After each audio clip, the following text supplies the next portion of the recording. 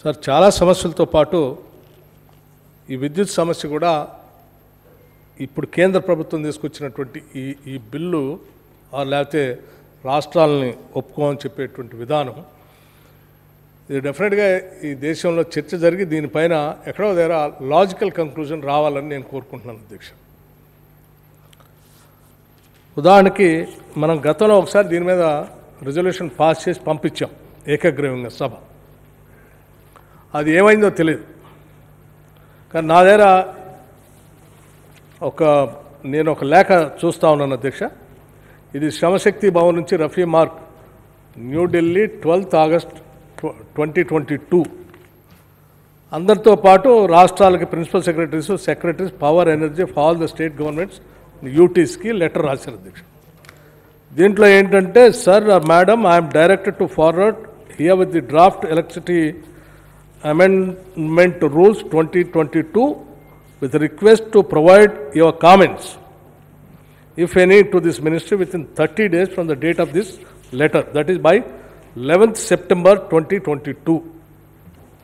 The comments may also be emailed or whatever. So ఈ 11th September కల్లా వీళ్ళకి ఏదో సమాచారం పంపించాలా, లేకపోతే మేము చేయాల్సింది ఏదో మేము చేస్తామనో, లేకపోతే దీనికి ఏంటో తెలియదు. నేను ప్రభుత్వాన్ని ఏం కోరుతా ఉన్నానంటే, ఇది రాష్ట్రానికి సంబంధించిన అందరి ప్రయోజనాలకు సంబంధించిన సమస్య కాబట్టి మీ రాష్ట్ర ప్రభుత్వం ఇప్పుడు మనం గతంలో రిజల్యూషన్ పాస్ చేసినట్టే మళ్ళొకసారి అవసరం అయితే అఖిలపక్ష సమావేశాన్ని పిలవండి, మాట్లాడండి. ఈ బిల్లుని ఆపటం కోసం మీరు ఏ రకంగా అయితే వారికి విజ్ఞప్తి చేశారో ఆ విజ్ఞప్తికి వారు స్పందించకపోతే ఈ రాష్ట్రం ఏ రకంగా స్పందించాలి అనే దానిపైన కూడా రాష్ట్రంలో ఉన్నటువంటి అన్ని రాజకీయ పార్టీలు అఖిలపక్షాలను కూడా పిలిచి దీన్ని ఒక మూమెంట్లా తీసుకొని వచ్చి దీన్ని ఆపకపోతే వాళ్ళు ఎట్లాగానే ముందుకు పోతూనే ఉంటారు అధ్యక్ష. దాని పరిష్కారం దొరకదు. కాబట్టి ఒక లాజికల్ కంక్లూజన్ తీసుకొని రావాలని ముఖ్యమంత్రి గారిని కోరుతా ఉన్నాను అధ్యక్ష. అట్లాగే మీరు ఇచ్చిన సమాచారం కూడా చాలా గొప్ప సమాచారం అధ్యక్ష. 4,04,150 మెగావాట్స్ పవర్ ఈ దేశంలో ఎస్టాబ్లిష్డ్ పవర్ ఉంటే ఇన్స్టాల్డ్ కెపాసిటీతో ఏర్పాటు చేస్తే ఇందులో కేవలం హయ్యెస్ట్ పీక్ పీరియడ్లో 2,10,000 మెగావాట్స్ మాత్రమే ఈ దేశం వాడుకుంది. ఇంకా చాలా ఉంది. అంటే దాదాపు ఇంకో 2,31,000 పైబడి మెగావాట్ పవర్ ఉందని సమాచారం చాలా బాగా ఇచ్చారు అధ్యక్ష. ఇవ్వటమే కాదు, దీని ఎస్టాబ్లిష్మెంట్ మొత్తం అంతా కూడా కాంగ్రెస్ ప్రభుత్వాలు యూపీఏ ప్రభుత్వం చేసింది అనేటువంటి సమాచారం కూడా ఇచ్చినందుకు మీ ద్వారా వారికి నేను ధన్యవాదాలు తెలియజేస్తా ఉన్నాను. ఇంత చేసిన తర్వాత కూడా ఇటువంటి దాన్ని వాడుకోకుండా ఇప్పుడున్నటువంటి భారతీయ జనతా పార్టీ మళ్ళీ రిఫార్మ్స్ అని అదే అని ఇదని తీసుకొని వచ్చి వాళ్ళ మీద చేయకపోతే మేము సంవత్సరానికి 5,000 కోట్ల రూపాయలు కట్ చేస్తామంటే దాదాపు 25,000 కోట్ల రూపాయలు 5 సంవత్సరాలకి. ఇట్స్ ఎ బిగ్ అమౌంట్ అధ్యక్ష. అంత అమౌంట్ కేవలం ఈ రిఫార్మ్స్ పేరు మీద ఇయ్యను అని అంటే కూడా ఇది కరెక్ట్ కాదు. దాన్ని కూడా మనం డిమాండ్ చేసి పొందాల్సింది మిగతా రాష్ట్రాలకు ఇచ్చినట్టు. ఈ రాష్ట్రం కూడా భారతదేశంలో ఒక భాగమే అధ్యక్ష. ఇది డెఫినెట్గా ఈ దేశంలో భాగమే. ఇది వాళ్ళు ఇచ్చేది కూడా ఈ దేశంలో వచ్చినటువంటి పన్నుల ద్వారా వచ్చేటువంటి ఆదాయం నుంచే ఇస్తూ ఉన్నాను. అన్ని రాష్ట్రాలకు ఇచ్చినట్టు ఈ రాష్ట్రంలో కూడా ఇవ్వాల్సిందే. ఇదేదో మీరు రిఫార్మ్స్ మేము ప్రైవేట్ వాళ్ళు గొప్ప చెప్పినంత మాత్రాన మేము ఇవ్వమంటే కూడా కరెక్ట్ కాదని చెప్పి వాళ్ళు కూడా మనం దానికోసం కూడా డిమాండ్ చేయాల్సిందే అని చెప్పి నేను వారి ద్వారా నేను ఇంటర్వ్యూ చేస్తలేను. ఆ ఇచ్చేది ఏదో గ్రాంట్ కాదండి, మనం తీసుకునే అప్పు, మనం చెల్లించేదే. ఆ అప్పు కూడా మీరు ఆపేస్తాం మీకు ఇవ్వకుండా. ఇంక మీరు ఇంకేం చేయొద్దు మేము చెప్పిన మాట వినకపోతే. అది పాయింట్.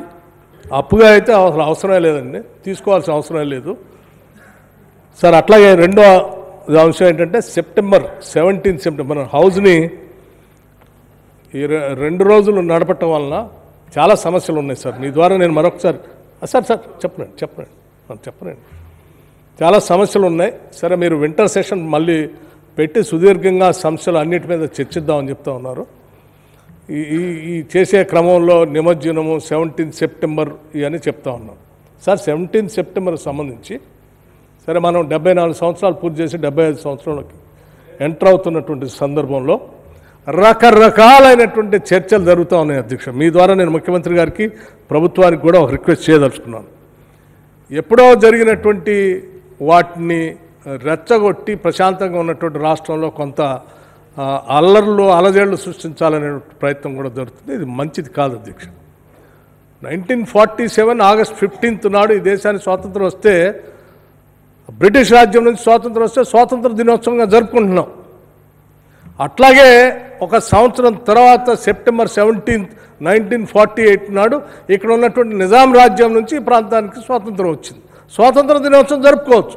దానికి ఎట్లా స్వాతంత్ర దినోత్సవం జరుపుకుంటున్నామో దీనికి కూడా స్వాతంత్ర దినోత్సవం జరుపుకుంటూ సమైక్యతా దినంగా ఈ సంవత్సర కాలం మొత్తం జరిగేటువంటి ఉత్సవాల్లో డెఫినెట్గా రాష్ట్రంలో ఉన్నటువంటి ప్రజలందరూ కూడా భాగస్వాములు అయ్యేటట్టుగా దీన్ని పెద్ద ఎత్తున చేయాలని చెప్పేసి నేను మీ ద్వారా కోరుతూ, దీనికి సంబంధించి ఎవరైనా వేరే రకమైనటువంటి కార్యక్రమాలు చేపట్టి ఈ రాష్ట్ర అలజడులు అశాంతిని సృష్టించడం కోసం ప్రయత్నం చేస్తే ఇది రాష్ట్ర ప్రయోజనాల దృష్ట్యా దేశ స్వాతంత్రం కోసం ఆనాడు పోరాటం చేసిన కాంగ్రెస్ పార్టీ సభ్యుడిగా, అట్లాగే ఈ తెలంగాణ ప్రాంతానికి నిజాం రాజ్యంకు వ్యతిరేకంగా పోరాటం చేసినటువంటి ఆనాటి కాంగ్రెస్ పార్టీ, అట్లాగే కేంద్ర ప్రభుత్వం నుంచి నెహ్రూ గారి ఆధ్వర్యంలో ఈ ప్రాంతానికి స్వాతంత్రం తెప్పించినటువంటి పార్టీ సంబంధించిన వ్యక్తిగా నేను వారికి చెప్తా ఉన్నాను. దీన్ని స్వతంత్ర దినోత్సవంగా జరుపుతూ ఈ ఉత్సవాలు ప్రైడ్గా ఉండాలి తప్ప, గర్వపడేటట్టుగా ఉండాలి తప్ప గాయపడేటట్టుగా మాత్రం ఉండటానికి వీల్లేదనేది మీ ద్వారా నేను వారికి విజ్ఞప్తి చేస్తూ ఉన్నాను. ఏమాత్రం అవకాశం ఉన్నా కనీసం అంటే సమస్యలు ఉన్నాయి కాబట్టి, వరద వల్ల నష్టపోయారు కాబట్టి రైతులకి ప్రాజెక్టులకు సంబంధించి, అట్లాగే విఆర్ఎస్ సంబంధించి 1-2 రోజులైనా 17వ తారీఖు తర్వాత అయినా 1-2 రోజులైనా దీన్ని కనీసం మనం ఇచ్చినటువంటి సమస్యల మీద పొడిగించి 2-3 రోజులైనా డిస్కస్ చేసి తర్వాత కావాలంటే వింటర్ సెషన్ పెట్టుకోవాల్సిందిగా నేను విజ్ఞప్తి చేస్తా ఉన్నాను. థ్యాంక్ యూ అధ్యక్ష. సార్, బట్టి విక్రమార్క గారు చెప్పిన సూచనలన్నీ కూడా ఆమోదయోగ్యంగానే ఉన్నాయి. అలా వ్యతిరేకించేది కానీ విభేదించేది కానీ ఏం లేదు. తప్పకుండా దాన్ని పరిశీలిస్తా అధ్యక్ష. ఏం అవకాశం ఉన్నా వారు చెప్పింది ఫాలో చేయడానికి ప్రయత్నం చేస్తాం. సూచన మాత్రం అధ్యక్ష వారికి, అంటే సభకి ముఖ్యమంత్రి గారికి కూడా నేను విజ్ఞప్తి చేస్తూ ఉన్నాను. ఈ 75 సంవత్సరాలు ఉత్సవాలు జరుపుకున్నటువంటి ఈ సందర్భంలో స్వతంత్ర భారతదేశానికి భారత రాజ్యాంగాన్ని అందించినటువంటి బాబాసాహెబ్ అంబేద్కర్ గారి గుర్తుగా గౌరవంగా నేను ఈ సభని ముఖ్యమంత్రి గారు వేడుకుంటున్నాను. ఈరోజు ఢిల్లీలో కడుతున్నటువంటి భారత పార్లమెంటు భవనానికి, నూతనంగా కడుతున్నటువంటి భవనానికి రాజ్యాంగాన్ని అందించినటువంటి బాబాసాహెబ్ అంబేద్కర్ గారిని పేరుని ఆ భవనానికి పెట్టడానికి ఈ సభ ద్వారా ఒక ఏకగ్రీవ తీర్మానం చేసి కేంద్ర ప్రభుత్వానికి పంపించడం కోసం నేను మీ ద్వారా ఈ ప్రభుత్వాన్ని విజ్ఞప్తి చేస్తా ఉన్నాను అధ్యక్ష. దాన్ని స్పందిస్తారని ఆశిస్తాను అధ్యక్ష. మంచి ఉత్తమమైనటువంటి సలహా వారు చెప్పారు. మనం తప్పకుండా చాలా ఉన్నత భావంతో అణచివేతకు గురైనటువంటి జాతుల గురించి అతి ఎక్కువగా తప్పించిన వ్యక్తులలో చెగువేరా కావచ్చు, నెల్సన్ మండేలా కావచ్చు, ఆ కోవలో వ్యక్తి డాక్టర్ బాబాసాహెబ్ అంబేద్కర్ గారు. అందులో డౌటే లేదు. బాబాసాహెబ్ అంబేద్కర్ గారు అధ్యక్ష ఒళ్ళు జలధరిస్తూ ఒక సందర్భాన్ని గుర్తు చేసుకుంటే, వారు రాజ్యాంగ రచనలో భాగం వహించకపోతే తెలంగాణ రాష్ట్రమే వచ్చేది కాదు అధ్యక్ష. ఈ రాష్ట్రమే ఏర్పడేది కాదు. గతంలో కూడా చెప్పిన అధ్యక్ష, once again I wanted to put it on the record of the house. వారి కంట్రిబ్యూషన్ ఏంటంటే, కాన్స్టిట్యూయెంట్ అసెంబ్లీలో చర్చలు జరుగుతున్నప్పుడు చాలామంది మెజార్టీ సభ్యులు ఉన్న రాష్ట్రంలో ఏదైతే విడిపోతాని ప్రాంతం ఏదైతే అంటున్నదో అట్లా కాకుండా రాష్ట్ర అసెంబ్లీ తీర్మానం పాస్ చేస్తే ఒప్పుకోవాలంటే కాదు తప్పు అని చెప్పి అంబేద్కర్ గారు చెప్పారు అధ్యక్ష. రాత్రి అయిపోయింది, లేట్ అయిపోయింది. అప్పటికి 10:30-11 అవుతా ఉంది. ఎట్లా అంటే ఇప్పుడు ఇట్లా చెప్తే ఇంత ఈజీ కాదు.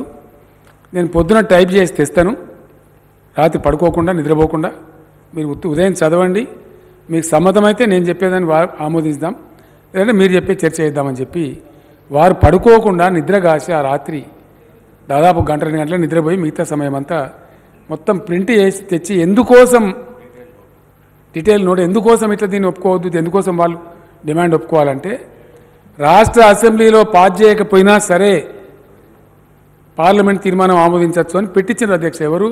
అంబేద్కర్ గారు ఎందుకు ఎవరైతే దోపిడీకి గురవుతున్నారో వాళ్ళు వచ్చి షికాయత్ చేసుకునే జాగానే కేంద్ర ప్రభుత్వం పార్లమెంటు. కాబట్టి మళ్ళీ అసెంబ్లీ తీర్మానం కాబట్టి అక్కడనే కట్టేసినట్టు అయిపోతుంది, మళ్ళీ దోపిడీదారులకి వాళ్ళని అప్పయినట్టు అవుతుంది. అది కరెక్ట్ కాదని చెప్తే అందరూ కూడా చదువుకొని ఒక మాట కూడా మారు మాట కూడా మాట్లాడకుండా ఆయన అంబేద్కర్ గారు అద్భుతంగా దాన్ని పాస్ చేయించి రాజ్యాంగంలో పొందుపరిచిన అధ్యక్ష.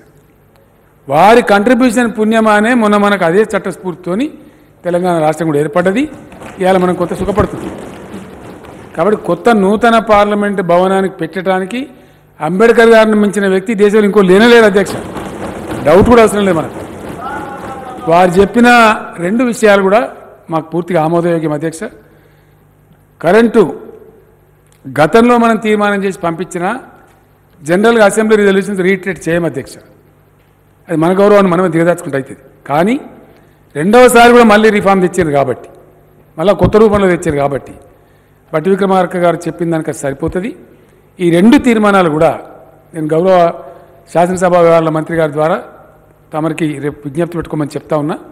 ఈ 2 తీర్మానాలు రేపు సభలో మొట్టమొదటి అంశంగా పెట్టి 2వ దఫా వచ్చిన విద్యుత్ సంస్కరణలను వ్యతిరేకిస్తూ తెలంగాణ శాసనసభ తీర్మానం ప్లస్ కొత్త పార్లమెంట్ భవనానికి అంబేద్కర్ గారి పేరు పెట్టాలనే తీర్మానం కూడా పాస్ చేసే మిగతా కార్యక్రమాలు టేకప్ చేయాలని తమని కోరుతా ఉన్న అధ్యక్ష.